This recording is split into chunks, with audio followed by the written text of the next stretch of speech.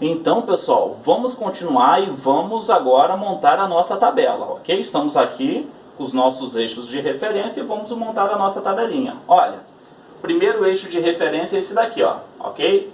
Z0, X0 e Y0. Vou comparar com quem? Com Z1, X1 e Y1, ok? Ele está assim, ó.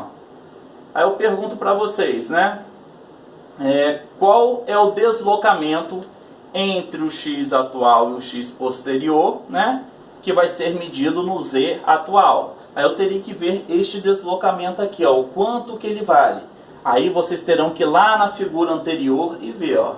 Na figura anterior diz que essa distância é de 450 milímetros. Ok. Próximo, eu consigo medir a distância entre, né, o z atual e o z posterior, que seria o tamanho do meu elo? Não existe uma reta que seja perpendicular aos dois z ao mesmo tempo. Ó, só virando aqui para vocês. Eu não consigo uma reta que seja perpendicular ao z atual e o z posterior. Então o deslocamento aqui é igual a zero, ok? Próximo, eu quero saber o ângulo de torção. O ângulo de torção eu vou medir entre o z atual e o z posterior, ok? Entre o z atual e o z posterior, ok? Vou só virar aqui para vocês, ó, para facilitar, ok? Ó, para facilitar para vocês, ok? Qual é o ângulo entre o Z0, que é o Z atual, e o Z posterior, né? É só vocês analisarem o seguinte, o ângulo tem que sair de Z0 para este carinha aqui, ó. Mas aí eu vou fazer isso daqui, ó. O ângulo sempre é medido, né, no menor valor. Este ângulo que sai daqui para cá, né, ó, é 90 graus no sentido horário. Então 90 graus no sentido horário, né, é 90 graus negativo. Então o valor de ângulo 90 graus negativo, ok? Até aí tudo bem? Ok? Aí vocês poderiam perguntar, Edson, beleza, você fez isso daqui. Eu não poderia medir no sentido anti-horário que daria 270 graus? Não. É sempre o menor valor angular entre eles, tá ok? Então estamos aqui, ó. E agora eu preciso medir o ângulo, ok? Ó, vou voltar para cá, ó. Ele está desta maneira ali, ó. Preciso medir o ângulo entre o x atual e o x posterior. Mesma direção, mesmo sentido, eu sei que o ângulo inicial é zero. Mas o que acontece se eu aplicar uma movimentação em θ1, que é o eixo torcional que eu tenho na base? Este carinha aqui, ó, ele vai se movimentar, vai acontecer isso daqui, ó, com ele, ó. Ele vai se movimentar, né? Aquela parte do meu robô vai se movimentar, ó. Este eixo Z aqui, ó, ele se movimenta com o robô. Então o valor angular aqui inicial é zero, mas é a própria variável de junta. O ângulo entre x atual e o x posterior, que é o meu ângulo de rotação, é o meu próprio θ1, ok? Então vamos analisar a primeira linha da nossa tabela, né, de De Navier-Rattenberg. O tamanho do meu elo, né, a distância entre o z atual e o z posterior. Nós vimos que é zero, porque nós não conseguimos medir. Não existe uma reta perpendicular ao z atual e o z posterior, que eu consiga fazer essa medição. Ok. Qual é o ângulo? Este ângulo aqui é o ângulo de torção. É o ângulo entre o z atual e o z posterior. Nós vimos que é 90 graus no sentido horário, então é menos 90 graus, ok? Qual é o deslocamento? O deslocamento é a distância, né, entre o eixo x atual e o x posterior, medido no próprio eixo z atual. Esta medida nós vimos que vale 450 milímetros, ok? E o ângulo de rotação entre o x atual e o x posterior é o próprio θ1. Por quê? Se eu fizer uma movimentação no eixo torcional da minha base, ele vai movimentar todo o conjunto de eixos da junta seguinte, ok? Então, agora vamos para o segundo conjunto de juntas, ó. Agora eu terei que pegar esta junta como referência, tá ok? Esta junta aqui do tipo revolvente e comparar com a minha junta do tipo linear, que é essa daqui, ó, ok? Então está assim, ó, no meu robô, ok? Bem, primeira coisa que eu pergunto para vocês, eu consigo medir uma distância, né, entre o eixo Z atual e o Z posterior? Consigo medir o tamanho do elo? Não. Por que não? Porque eu não consigo traçar uma reta que seja perpendicular ao eixo Z atual e ao Z posterior ao mesmo tempo. Ó. Só virando aqui para vocês. Ó. Z atual e Z posterior ao mesmo tempo. Eu não consigo traçar uma reta que seja perpendicular a este cara e ao mesmo tempo perpendicular ao Z, né, da minha próxima referência. Então o tamanho de elo é 0. Pergunto para vocês, qual é o tamanho do deslocamento? O deslocamento é a distância entre o x atual e o x posterior. Como começo? Com uma reta que seja perpendicular ao x atual e ao x posterior, que na verdade é o próprio z atual. Vou virar para vocês, para facilitar. Ó. Olha, eu consigo realmente medir no eixo z. Aí vai ser o tamanho, né, o deslocamento é este tamanho aqui. Eu tenho que ir lá no meu robozinho, volta lá rapidinho e ver ó, quanto que ele mede. Olha, vale 200 milímetros, ok? Voltando. Quero saber qual é o ângulo, ok? Quero saber qual é o ângulo entre o Z atual e o Z posterior. Eu consigo medir? Bem, dê uma olhadinha para cá, ó. Eu preciso saber qual é o ângulo entre este Z atual e este Z aqui, ó, ok? Se vocês forem olhar, né, com o eixo X virado para vocês, talvez não fique tão fácil, né? Mas olha só, vou fazer só isso daqui, ó. Vou girar aqui de forma a colocar os dois eixos X virado para vocês. Agora fica mais fácil de vocês visualizarem, ó. Este cara aqui está na vertical para cima. Então o ângulo é medido dele, né, para o eixo Z posterior. Então é 90 graus no sentido que horário, sentido horário, ele é o que? Menos 90 graus, ok? Então, ó, só vou voltar aqui, ó, do jeito que está ali, ó, ok? Então, menos 90 graus. Até aí tudo bem? Ok? Então vamos lá. Qual é o ângulo entre o X atual e o X posterior? Bem, o valor, né, inicial deste ângulo aqui, agora eu vou inverter um pouquinho aqui para vocês para facilitar. Se eu quero saber o ângulo entre o x atual e o x posterior, eu vou inverter aqui de forma que vocês consigam olhar o Z, o eixo Z atual de vocês. Ó. Virei aqui para vocês. Logo, vocês conseguem perceber que o ângulo sai daqui, do eixo x atual, né, para o x posterior. Então, vale quanto? Menos 90, porque está em qual sentido, né? Sentido horário. Ok, vou virar para mim novamente. Ó. Vou virar para cá novamente. Sendo que, olhem só, o que que acontece?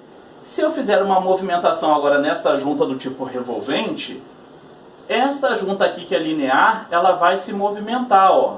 Vai ter este movimento. Significa então que o ângulo entre o x atual e o x posterior é o próprio x2, ok? Se é o próprio x2, com um valor inicial começando de quanto? De menos 90. Então eu vou lá na tabelinha e vou preencher. Qual é o valor do elo? 0, porque eu não consigo medir, né, através de uma reta perpendicular o eixo Z atual para o Z posterior. Então está aqui 0. Qual é o ângulo entre o Z atual e o Z posterior? Menos 90, nós vimos que é menos 90.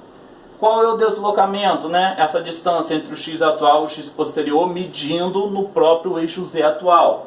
Nós vimos que vale 200 milímetros, ok? E o valor do ângulo entre o x atual e o x posterior vale quanto? O θ2, que é a nossa variável de junta. Sendo que neste caso aqui, ele está começando em menos 90 graus. Ok? Já está começando em menos 90 graus. Aí você me pergunta assim, beleza, Edson. E se este ângulo inicial fosse 0? Este robozinho ali, ó, só estaria nessa condição aqui. Ok? A posição inicial do robô seria um pouquinho diferente. Ó. Opa, passei e vou voltar. A posição deste robô aqui seria diferente. Esse cara aqui estaria para baixo. Ok? Então, na minha modelagem, eu vou deixar somente como θ2. Se vocês quiserem, na verdade, né, depois assim, a gente dá mais algumas dicas. Se vocês quiserem, né, que quando o θ2 for 0, ele já esteja naquela posição, então, na verdade, a variável de junta de vocês aqui deveria ser θ2 menos 90, ok? Que seria um conjunto ali. Aí, por exemplo, quando θ2 fosse de 90 graus, com menos 90 daria 0, ok? Só uma dica, mas por enquanto nós iremos preencher desta maneira aqui, ok? Pessoal, vamos continuar a nossa análise então. Ó, agora eu me encontro, né, na junta linear, ok? Então, junta linear está aqui, ó, ok? E vou comparar com a junta torsional. A junta torsional, ó, está aqui, ok? Vou comparar. Vamos aí. Qual é a distância, né? Qual é o deslocamento entre o x atual e o x posterior? Só lembrando para vocês que o deslocamento nós vamos medir através de uma reta perpendicular ao x atual e o x posterior. Bem, a distância entre o x atual e o x posterior é essa distância aqui, ok? Que, se nós olharmos direitinho aqui, ó, tem um valor de 350. Mas olhem só, notem que esta é uma junta do tipo linear. Significa o quê? Tem um valor ali inicial de 350, mas se eu, né, fizer um movimento nesta junta, eu posso alongar essa distância ou retrair este deslocamento, esta distância. Significa o quê? Que neste caso o deslocamento aqui, ele é variável, tá? Com valor inicial de 350, ok? A variável desta junta é D. Neste caso nós iremos chamar, né, de D3, ok? Nós vamos preencher a terceira linha da nossa tabela. Ok. Qual é o tamanho do elo? Lembrando para vocês que o tamanho do elo, né, eu vou medir através de uma reta perpendicular ao Z atual e o Z posterior. Como o Z atual e o Z posterior, mesma direção e mesmo sentido, é igual a zero. Então o tamanho do elo, o Azinho, é igual a zero. Perfeito. Qual é o ângulo entre o x atual e o x posterior, que é o ângulo de rotação? Vou fazer isso daqui, ó. Vou virar para vocês. O ângulo é esse daqui, ó, entre o x atual e o x posterior. É de 90 graus. Em qual sentido? Sentido trigonométrico, né? Anti-horário. Então, neste caso aqui, 90 graus positivo, ok? E ele é constante. Por que ele é constante, ó?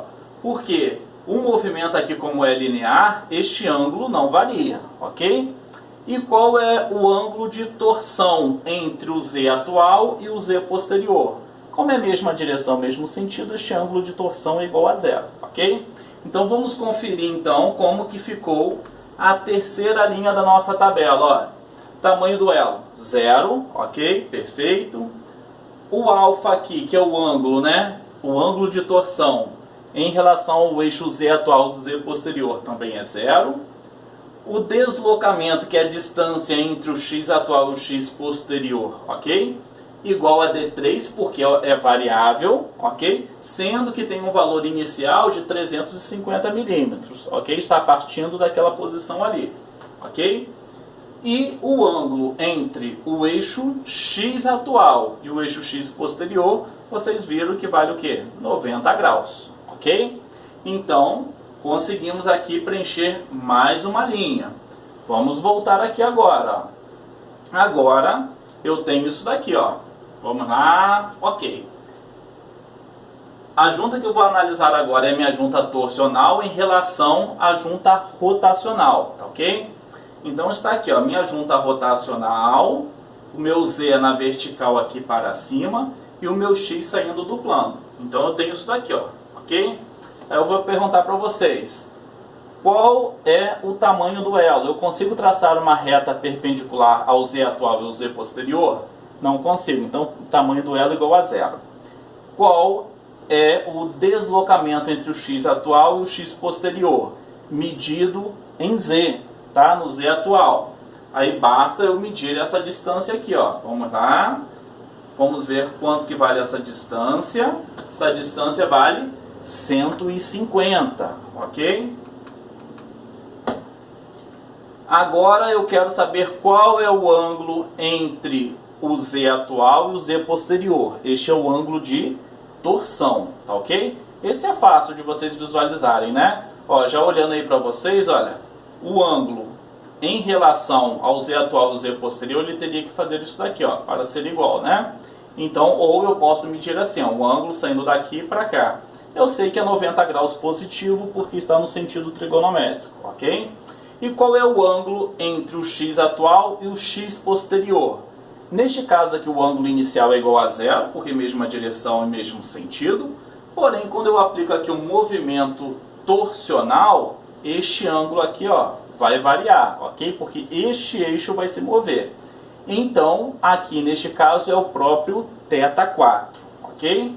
Então, vamos lá para conferir a quarta linha. Como que ficou? 0, 90 graus o ângulo de torção, perfeito.